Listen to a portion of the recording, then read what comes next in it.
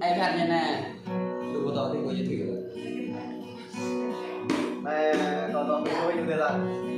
mình phải khăn à? Là cái tình hình nhìn phải chịu tình hình nó quay. Thì do mình thôi bây giờ tôi cong còn do phải lẹ cái tôi có dự định năm mươi. Này còn do là bài thành long. Nào đâu? Lúc bây run thay. Ri bà mình hỏi thành lộc. Thành long dòng trắng khắp thế thành long. Long dòng trắng khắp thế thành long. Đây này em thăm thành lộc mà. Làm bây giờ ta không có đã giờ được làm nay là làm ai đây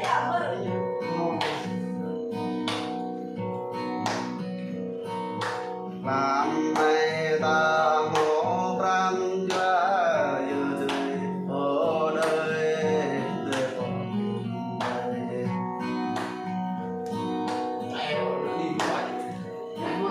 thành long dòng nhang khắp thế thành long long dòng nhang khắp thế thành long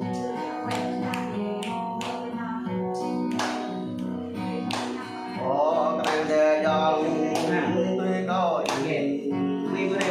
ô lô đề dòng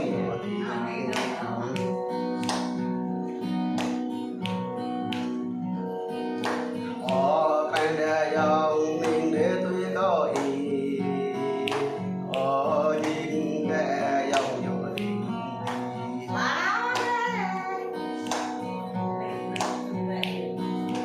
thì mày là dòng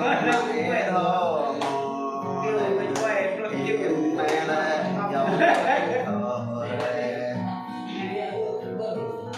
thì mẹ là dòng trẻ thô thì mẹ là dòng thọ bình thì nào đó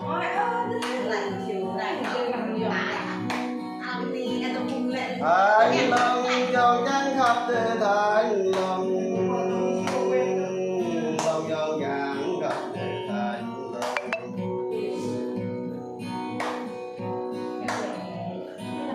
ta đã dòng mặt thô màu đời ta đã dòng trời thọ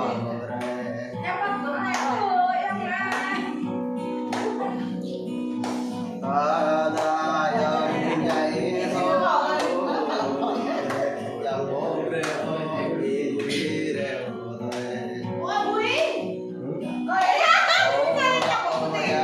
dòng phố thâu là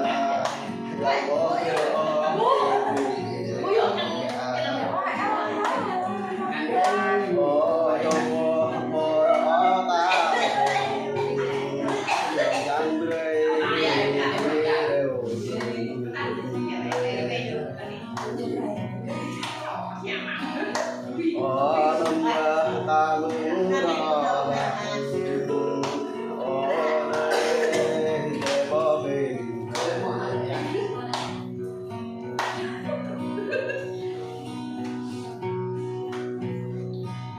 thành long dòng trắng khắp thế thành long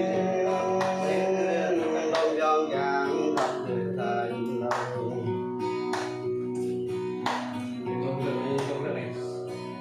dòng lăng tuy có ý lê đời ô ghê nhớ cả để tìm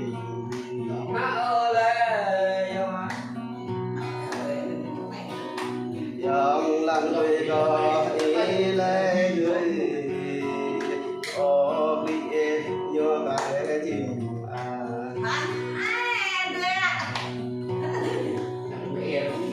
dòng lăng tuy có ý nơi ô tai nhớ cả để tìm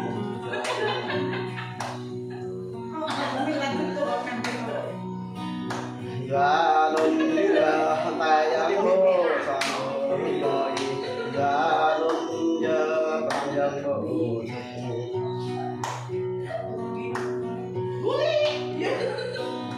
và tuân giờ một tiếng tuân liang hul hàng đề có gì ở tay dòng giang ngặt đề gì có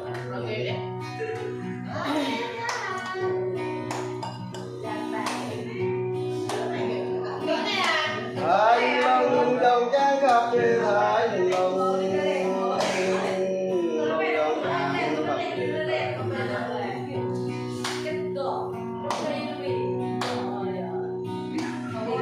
này dòng phò ma can lâm dạ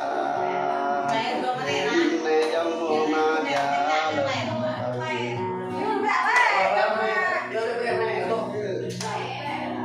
dòng phát về có ý thang bờ giờ về dòng giờ về có ý thang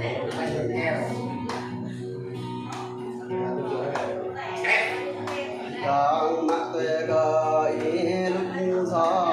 giờ về dòng anh về phố để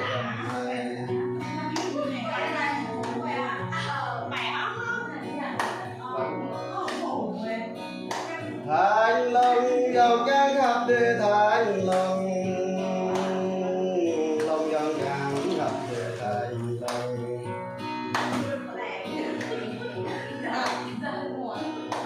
Ý ghi ra cái dòng ý nuôi là đề đề Ý ta ra cái dòng ý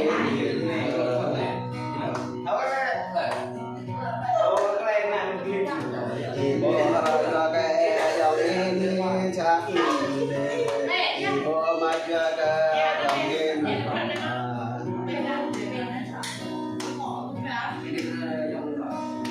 Ý bố mạch ra cái dòng ý nuôi qua đâm đề Ý bố dâm ra cái dòng ý tầm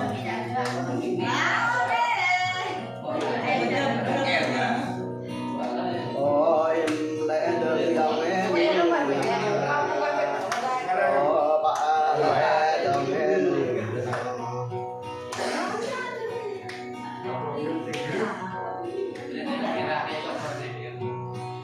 Thanh Long dòng trắng khắp thế Thanh Long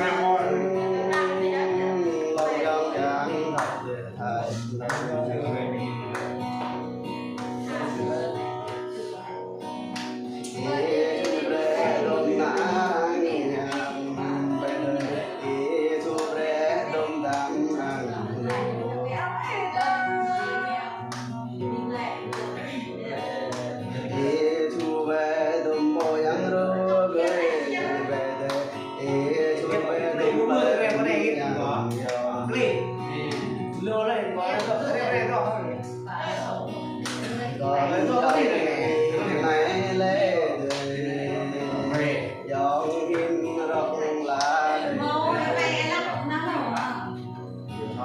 dòng ba đồng đứng đây dòng mình đang ta để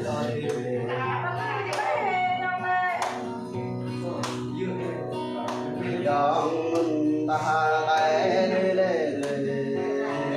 dòng em mình về phố để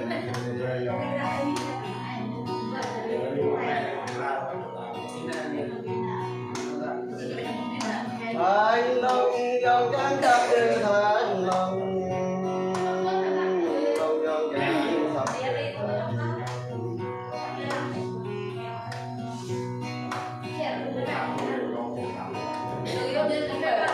dòng trắng yên đón về xa bay dạ như thế dòng trắng đi rồi về xa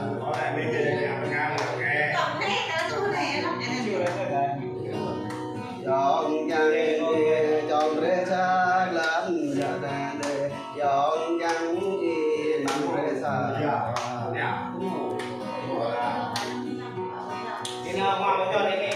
Ôi dòng ca thoa nắng Hãy subscribe cho kênh Ghiền Mì Gõ để không bỏ lỡ những video hấp dẫn